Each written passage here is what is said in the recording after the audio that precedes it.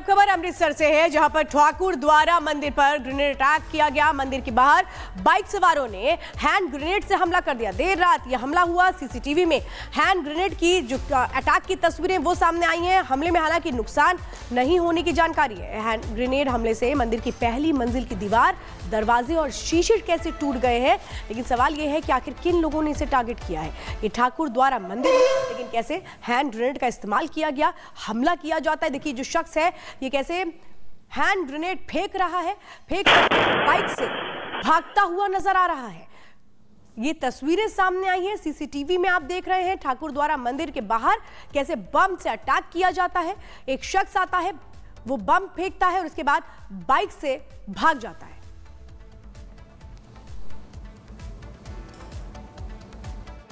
करीब 12 बजे के बाद कोई शाटा एरिया है हमारा अमृतसर का, उसमें खंडाला एरिया, उधर कोई मंदिर था छोटा, उसमें किसी ने ग्रेनेड वगैरह फेंका, पर कोई नुकसान नहीं हुआ, किसी की जान को नहीं हुआ, कुछ नहीं हुआ, सारा कुछ अंडर कंट्रोल है। पुलिस जो है ना सब वाच कर रही है, देख रही है। जल्दी जिन लोगों ने ये कार्रवाई की है, 2 आदमियों का पता चला जो मोटरसाइकिल पे थे, तो पुलिस जांच कर रही है, 1 दिन में पकड़ लेंगे, कोई बात नहीं। आगे बढ़ते हैं झारखंड से खबर। झारखंड में हुए गैंगस्टर अमन साहू के एनकाउंटर के बाद लॉरेंस बिश्नोई का गैंग फिर से एक्टिव हो चुका है। लॉरेंस के भाई अनमोल बिश्नोई ने अब इस एनकाउंटर का बदला लेने की धमकी भी दी है। आपको बताते हैं कि धमकी क्या दी गई और अभी इस वक्त क्या माहौल वहां पर बना हुआ है। रिपोर्ट देखिए।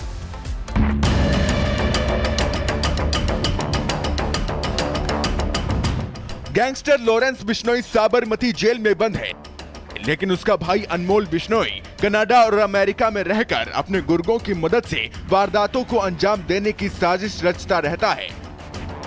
और अब झारखंड में गैंगस्टर अमन साहू के एनकाउंटर के बाद से अनमोल बिश्नोई की बौखलाहट दिखने लगी है। अनमोल बिश्नोई ने अब जो धमकी दी है, उसके बाद ये साफ हो गया है कि अमन साहू के एनकाउंटर के बाद से वो फिर से किसी साजिश की फिराक में है। अनमोल बिश्नोई ने उन लोगों को भी धमकी दी है जो अमन साहू के खिलाफ थे। अनमोल बिश्नोई ने अपने पोस्ट में लिखा कि 2 दिन पहले अमन साहू का एनकाउंटर हुआ, वो हमारा भाई था और हम अपने भाई की लड़ाई लड़ेंगे। जो हुआ बहुत गलत हुआ, जल्दी सबका हिसाब होगा। Lawrence Bishnoi group. पोस्ट के अंत में लॉरेंस बिश्नोई ग्रुप लिखकर अनमोल ने खुलेआम अपने इरादों को जाहिर कर दिया है। हालांकि इस पोस्ट में किसी का नाम नहीं लिया गया है, लेकिन बदला लेने की बात जरूर कही गई है। अनमोल बिश्नोई मुंबई में बाबा सिद्दीकी हत्याकांड के अलावा अभिनेता सलमान खान के घर पर हुई फायरिंग के मामले में भी वांटेड है। बता दें कि अमन साहू गैंगस्टर लॉरेंस बिश्नोई से जुड़ा हुआ था।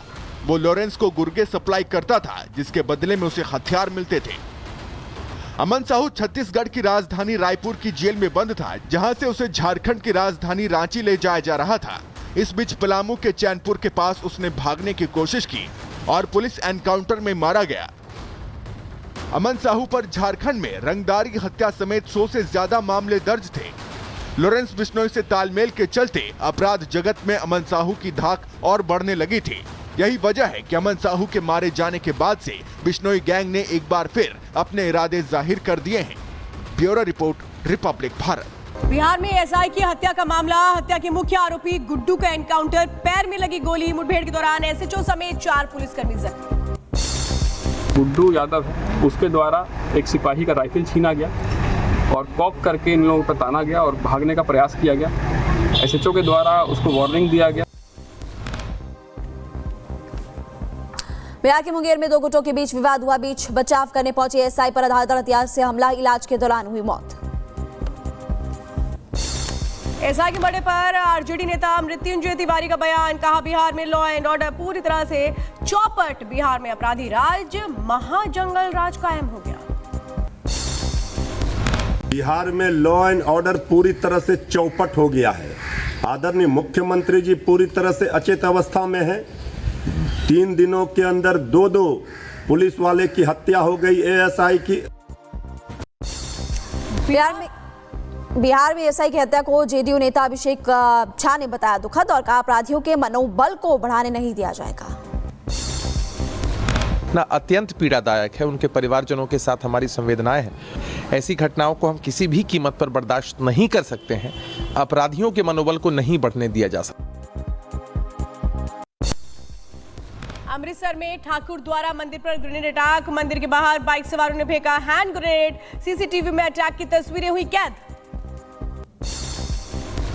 हरियाणा के सोनीपत में बीजेपी नेता की हत्या, पड़ोसी पर ही सुरेंद्र जवारा की हत्या का आरोप है और जमीन के विवाद को लेकर गोली मारने का आरोप। बीजेपी नेता की हत्या पर गोहाना एसीपी क्राइम ऋषिकांत का बयान। कहा जांच के लिए 3 सदस्यीय टीम का गठन किया गया, जल्द गिरफ्तारी होगी। पुलिस ने मामला दर्ज कर लिया है। 3 टीमों का गठन किया गया है। 2 सीआईए की टीम है और 1 एसएचओ मोबाइल है। जल्दी ही आरोपी को गिरफ्तार कर लिया जाएगा। और झारखंड के गिरिडीह में होली के जुलूस के दौरान 2 पक्षों में हिंसक झड़प हो गई। जमकर पथराव हुआ, उपद्रवियों ने दुकान और गाड़ियों में आग लगा दी।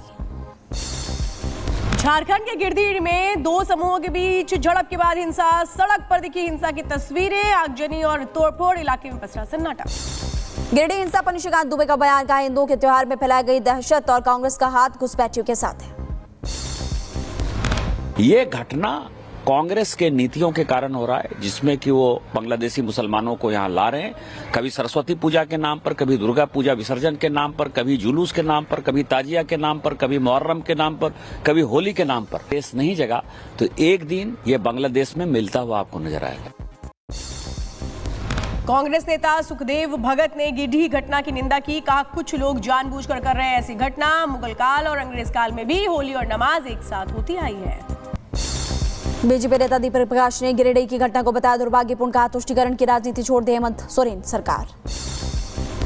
बहुत ही दुर्भाग्यपूर्ण घटना है जिसकी निंदा हम करते हैं। उसके पीछे हेमंत सोरेन की सरकार के कुछ ऐसे नुमाइंदे खड़े होते हैं और भारतीय जनता पार्टी के कार्यकर्ता हिंदू समाज पर एफआईआर करके उसको पूरी तरह से तुष्टीकरण की राजनीति को सिद्ध करने का काम करती।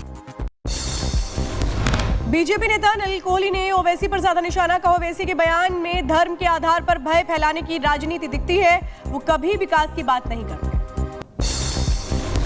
ओवैसी जी के जितने भी बयान हैं उनमें कहीं ना कहीं धर्म के आधार पे भय फैलाने की राजनीति दिखती है। वक़्फ़ पे लेकर कर देंगे, हिंदू मुस्लिम पे कर देंगे, तो ये स्पष्ट कर देता है कि उनकी राजनीतिक सोच क्या है। बीजेपी प्रवक्ता राकेश त्रिपाठी का ओवैसी पर पलटवार। कहा देश की आजादी में वीर सावरकर का महत्वपूर्ण योगदान। ओवैसी के कहने से इतिहास नहीं बदल जाता। ओवैसी के कहने से या वामपंथी इतिहासकारों के लिखने से यह सच बदल नहीं सकता है कि वीर सावरकर का इस देश की आजादी के लिए एक महत्वपूर्ण योगदान रहा है।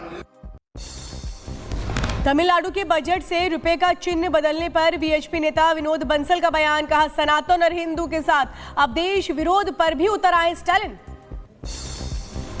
हिंदू विरोध, सनातन विरोध और भारत विरोध के जो स्वर जिस तरह से आगे बढ़ रहे हैं, ये बड़ा दुर्भाग्यपूर्ण बात है। लेकिन दुर्भाग्य इस बात का है कि ये राज्य के मुख्यमंत्री होने के नाते कम से कम उनको इस बात का ध्यान रखना चाहिए कि जिस देवनागरी के सिंबल को विरोध कर रहे हैं वो उन्हीं के राज्य के एक प्रतिभाशाली उदय कुमार है।